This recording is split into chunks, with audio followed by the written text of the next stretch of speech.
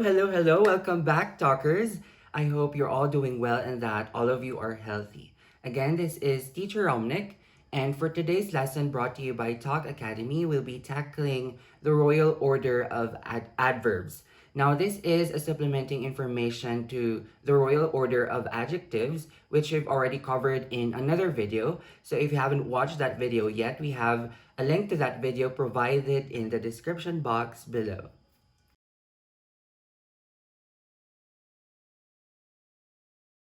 Similar to how we have discussed the order of adjectives, we also have another mnemonic to make us easily recall how to arrange our adverbs in a sentence. If we have DOS as comp for adjectives, we have MaPFreTP for adverbs. Now, you might be thinking I'm talking gibberish, but I'm not. And definitely, MaPFreTP isn't an English word, so don't even bother looking it up in your dictionary. To give you an overview, MaPFreTP stands for Ma for manner. It answers the question how. We have P for place, which answers the question where. Free for frequency, which answers the question how often. We have T for time, which answers the question when. And lastly, we have purpose to answer the question why. Now we'll be going in details, so hang on in this video. First, we have adverb of manner. Now, for us to be able to easily identify what our adverb of manner is in our sentence, we simply need to answer the question, how? Now, it is under the adverb of manner where our adjective ly is categorized. So, a few examples include gracefully, beautifully, seriously, and all the other lies, adjective plus li, okay? Those are under our adverbs of manner. Now, we have a sentence. The ballet dancer dances gracefully. Our subject is the ballet dancer. Dances is our verb, and gracefully is our adverb of manner. Now, how does the ballet dancer dance? Gracefully, which made this our adverb of manner. Next, we have the prepositional phrases. We don't necessarily have to have adjective lys as our adverbs of manner all the time. They can also come in the form of prepositional phrases. So just to give you a review again, when we say prepositional phrases, this is your preposition followed by a noun. Okay? Now let's look at these examples. Manager Apple greeted me with a tap on the shoulder. In this sentence, our subject is Manager Apple. Our verb is greeted. Our object is me. And we have with a tap on the shoulder as our adverb of manner. This answers the question, how did Manager Apple greet me? With a tap on the shoulder. Next, we have Talk Academy teachers teach in a comprehensive way. Talk Academy teachers is our subject. Teach is our verb. How do the Talk Academy teachers teach? In a comprehensive way. So these prepositional phrases in these sentences are our adverbs of manner. Second, we have adverb of place. Now, this is quite simple because you simply need to answer the question where after your verb or your object. If that part of your sentence answer the question where after your verb or your object, then that, my friend, makes you certain that that phrase or that word is your adverb of place. Now, let's have this sentence, which is actually a common mistake most ESL students make whenever they're having a conversation with their friends. Let's say they are in a club and one of their friends suddenly went home and one friend asked him, like, where are you? And the student would say, I went home. No, I went to home rather. So that is wrong because we don't need the preposition to before home. Why? Because home is already an adverb by itself, so that makes us not need a preposition before it. We only need a preposition if we have a noun coming after it. Clear? Okay. Now we have prepositional phrases. Now let us be reminded that whenever we have our adverbs, it doesn't necessarily mean they only have to be in single words, okay? They can also come in the form of prepositional phrases. So again, as a review, prepositional phrases are, we have preposition followed by noun, okay? Now let's start with this sentence. The Talk Academy students borrowed some books from the library. Our subject is the Talk Academy students. Our verb is borrowed. What did they borrow? Some books, which is our object. Now we have the question, where did they borrow, or where did the Talk Academy students borrow some books? From the library. So this prepositional phrase is our adverb of place. Next, we have Talk is conveniently located near the biggest mall in Baguio. So in this sentence, we actually made use of three adverbs. One being the adverb of manner, which we've already discussed earlier. We have conveniently, adjective, ly. And then we have near the biggest mall in Baguio as our prepositional phrases, which function as our adverb of places. Now, I just want to take this moment to advertise Talk Academy because as it was mentioned in here, it is near the biggest mall in Baguio. So if you have plans studying in Baguio, come to Talk and you are certain that whenever you are stressed, you can easily go to the mall. Okay, so just bear in mind whenever we answer or identify our adverb of place, we simply need to answer the question where after our verb or after our object. Continuing, we have the adverb of frequency. Now, as the name suggests, we have frequent. So, how frequent is something being done, or how often is an action done? So, to name a few examples, we have always, sometimes, once in a while, which is synonymous to rarely. And of course, we have a lot more. Now, our adverbs of frequency, like our adverbs of manner, can also come before our main verb. So going back to our example earlier, Talk Academy is conveniently located near the biggest mall in Baguio. Conveniently located. We have conveniently, which is our adverb of manner, and located, which is our main verb.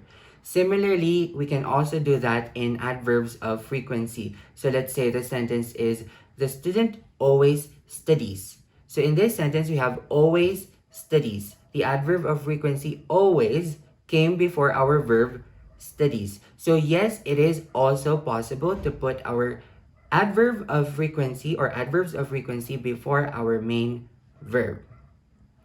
Next, I want to highlight a common mistake that most people do or most people commit, especially in their writing. Now, a lot of people are still confused between the differences the difference between the joined every day and our separated every day.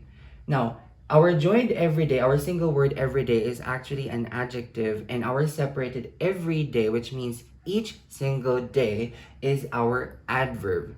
Now, to make it clear, we have here two sentences. So, she is more comfortable wearing everyday clothes than dresses. So, by the way, when we say everyday clothes, we are talking about our casual clothes. So, these are the clothes that we use whenever we go shopping or when we hang out with our friends. So, going back, we have everyday clothes. So, every day is before our noun clothes. Therefore, it is functioning as an adjective. So if we are going to use the adjective, it should be the single word every day. But if we're going to use the everyday adverb, it should be in this way. So the Talk students do their homework every day. How often do the Talk students do their homeworks? Every day. So this is our adverb of frequency. For the second to the last, we have number 4, which is the adverb of time. Now, of course, time, we have the question when. So let's start with this example. Talk students take their vocabulary tests at 8 p.m. So When do the talk students take their vocabulary tests? It's at 8 p.m. So just a quick tip, whenever we're talking about or we're referring to a specific time, we always use the preposition at. Okay? Next, Talk Academy was founded in 2007. When we say founded, when did it start or when did the company begin?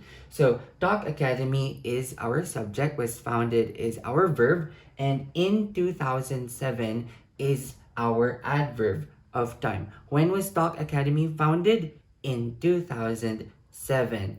Now, to give you a quick review or a quick tip on how to distinguish our prepositions, especially in and on, we have here in is for year only. So in 2007, in 2020, those things. And we have in for month only. So we only have 12 months. And if we are going to refer to them alone, we use in. So in September. Okay? Now, if we're going to make mention of the date, then this is the time we use the preposition on. So in this example, we have, okay, my birthday is on September 26th, or I was born on September 26, 1997. So if we're referring to a date, we already make make use of the preposition on. Now we also have on Christmas Day. Now, this is not a date, but why did we use the preposition on? Because, of course, it is a given that Christmas Day is always celebrated on the same day every year, and that is on December 25. So these talkers is our adverbs of time. Finally, for number 5, we have adverb of purpose. Now, this answers the question, why? So this is the part of your sentence which is now giving your explanation or your reason to why an action is being done or why an action was done. Okay? To give you an example, we actually have to plus verb as a common pattern that is used to explain the adverb of purpose. So let's say in our sentence, he studies every night to prepare for his final test. So in this sentence, we actually have two adverbs. So he is our subject, studies is our verb, every night answers the question how often, which again is our adverb of frequency, followed by to prepare for his final test, which explains the reason why. Why is he study, or why does he study every day or every night rather? It is to prepare for his final test. So this part, talkers, is our adverb of purpose. Next, we have she enrolled in Talk Academy to improve his TOEIC score. Now, she is our subject, enrolled is our verb. We have another adverb in here, where in Talk Academy, which is our adverb of place, and why to improve his TOEIC score as our adverb of purpose. Now, there are also other ways on how to explain reason or on how to give reason or explanation to give an explanation. It doesn't necessarily have to be to plus verb all the time.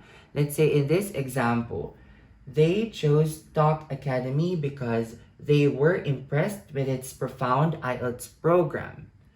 They is our subject, chose is our verb, Talk Academy is our object.